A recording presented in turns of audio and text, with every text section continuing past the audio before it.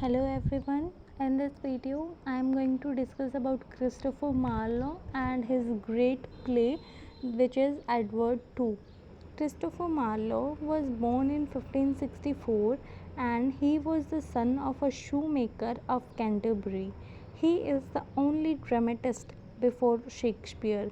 His plays have been widely appreciated through the ages, and it is unfortunate that such a great dramatist led a dissipated life, which lasted till his life ended at the age of 29. He was stabbed in a drunken brawl and died in a tavern in 1593. And Edward II is the last great play. It was written in 1590, and from technical point of view, it is his best play, and it is also considered as a masterpiece in structure of plot. Its structure is just in proportion to important subject which he had handled so successfully. It shows Marlowe's creative imagination and constructive skill. Marlowe brings the poetic justice by not sparing the wrong action. He unites all the notes of the complex plot. Marlowe attains full stature and noble harmony of a tragedy, Edward II. So, first, let's see the characteristics of Edward II. The first character is King Edward II. He is the hero of the play, and his passion for his minion Gaveston, his mildness towards his overbearing lords, and his stubborn nature cause his tragic end. And then Queen Isabella. Isabella is the wife of King Edward II, and the king's passion for his minion Gaveston and complete neglect of her forces her to conspire with younger Mortimer to depose him. She is sent to the Tower of Trial by her son King Edward III. Next character is Prince Edward. Prince Edward becomes King Edward the Third and avenges himself upon younger Mortimer, whom he sends to gallows, and also upon his mother, who is sent to the tower for trial for the murder of the king. And then the character is Edmund, who is the Earl of Kent. He is the brother of King Edward II. He is murdered on the charge of trying to free the king by the order of younger Mortimer. And Gaveston, next character, who is the minion of King Edward II, and he is the root cause of all the turmoils and conflicts between the king and his peers, and causes his destruction and the destruction of the rebel lords. And next character is younger Mortimer. He is nephew to elder Mortimer. He is an over ambitious lord. In a tacit agreement with the queen, he deposes King Edward II and gets him murdered very cruelly. He is sent to gallows for his crime by Prince Edward. The next character is the younger Spencer. He is the son of elder Spencer, and after Gaveston's death, he is adopted by King Edward II and made the Earl of Gloucester and Lord Cambridge. He is executed by the rebel lords. The next character is the elder Spencer. He is the father of the younger Spencer. He joins the forces of the king along with his soldiers to fight against the rebel lord. King Edward II confers on him the title of Earl of Wiltshire. The next character is Lightburn. He is a professional murderer and has got the training in the art of killing a person without leaving any sign of murder. He kills the king by laying the table on him and stamping on it, but he is stabbed by Gurney. And the next character is Margareta. She is the daughter of the late Earl of Gloucester. She is the niece of Edward, and he has been bethered Gaveston. And now let's see the summary of our great play, Edward the Two. When in the starting of Edward the Two, we find that Edward I is dead. His son Edward II takes place of his father to the throne. He invites his old friend Piers Gaveston, who was expelled from England, migrated to France by Edward I. Because Edward's too excessive love for Gaveston is very clear from his letters he sends. Gaveston reads the letter. He is filled with delight. Both the friends, the king and the Gaveston, are overjoyed to see each other. Gaveston also has good bond of love with king, but his love is selfish. He has a deep hatred for the nobles of the king because they do not like his bond with Edward. Because they know that Gaveston has no love for the people of England, he is luxurious and pleasure seeking by habits. Edward I believed that his son was being spoiled in the company of Gaveston. Therefore, he expelled Gaveston. After death of Edward I, Edward II calls Gaveston back, and the coming back of Gaveston is opposed by the noblemen. They promise their love and loyalty to the king, but they hate Gaveston. But the king is stubborn. King said that they will have to face some serious things if they continue their hatred with Gaveston. And in his stubbornness, he insults the bishop of country and also taken as prisoner.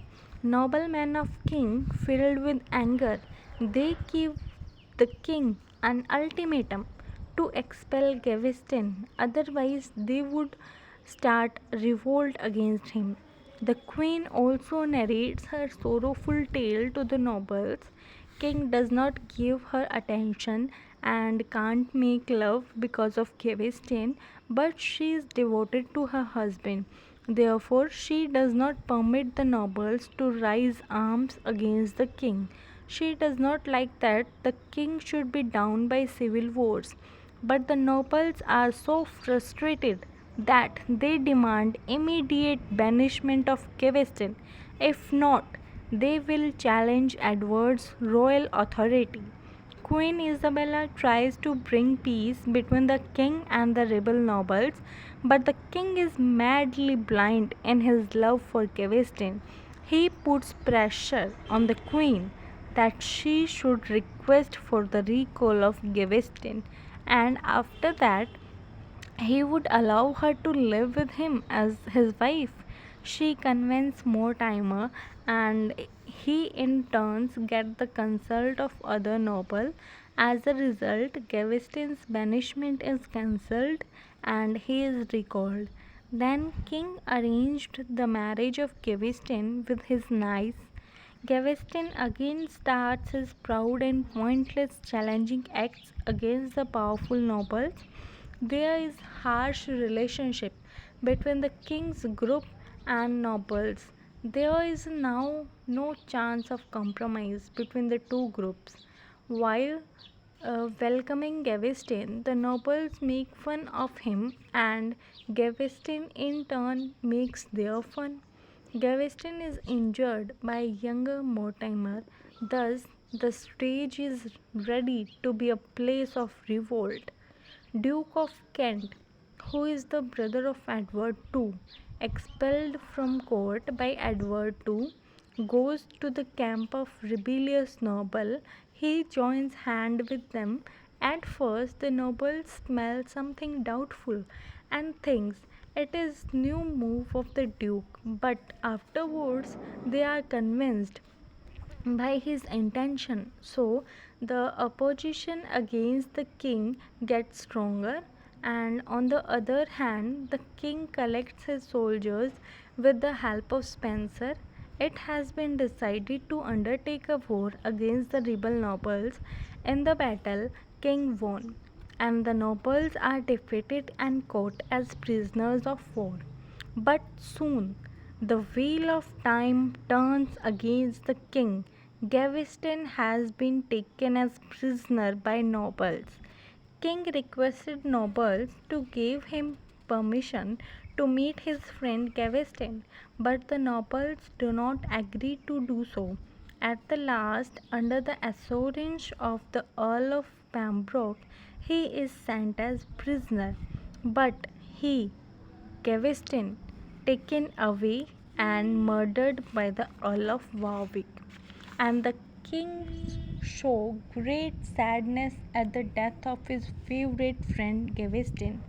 After Gaveston's death, young Spencer and Badlock are the king's new favorite. They excite king to take revenge. As a result, the king undertakes war against nobles. On the battlefield, several nobles are killed and some ran away, and young Mortimer is sent to prison. The queen has already left for France to take the sport of her brother, and Spencer sends Levinum to France in advance to frustrate Queen. The Duke of Kent has been banished from the court. He decides to go to France to cheer up the sad and rejected Queen. He curses cruel King Edward II. Mortimer makes a plan to escape from the prison. He tells Earl of Kent to wait for him as soon as he escapes from the prison. The two of them go to France to Queen Isabella. Before Mortimer and Kent reach there, the Queen does not get any help from her brother, but she wins favor of Sir John Hanault, Earl of Kent, during his stay with the Queen, and Mortimer is disappointed by them. He came to know about their illegal love affair and planning against the king. Sir John Hanault attacks on England. King Edward II is defeated. He flees to Ireland but is captured and taken as prisoner. King Edward II has been forced to hand over his throne. His son is crowned in his place, but young Edward is ruler only in name. The entire administration is carried by Queen Isabella and her lover Mortimer. The queen plans with Mortimer to kill the king, so that king therefore made to run from place to place, and worst kind of inhuman treatment also given to king, but he does not pass away by these ill treatments. At last a murderer is hired, and finally the king dies. But unfortunately, the secret of king's murder is revealed to King Edward III. He takes revenge on those who had ill treated and murdered his father. Mortimer is killed by the order of the new king, and the faithless queen is sent to jail. Then he performs all ceremonies so that his father's soul may rest in peace. Thus, in the climax, we get the desired and expected moral order, which is extract of an ideal and true tragedy. So we find out that the Edward II is a tragedy. So first we must know that what is a tragedy. A tragedy is usually defined as a work where the main character is defeated in end. Many also add that the main character must suffer from some kind of tragic flaw that contributes to his or her failure. Edward too has to be considered a tragedy It is about a weak, irresponsible king who loses both his power and his life because he is simply incapable of ruling wisely. Thus, Edward is defeated in the end by his own flaws. This is the perfect example of a classical tragedy. And Marlowe treated the chronology and relationship of various characters independently and thus brought out the tragic effect.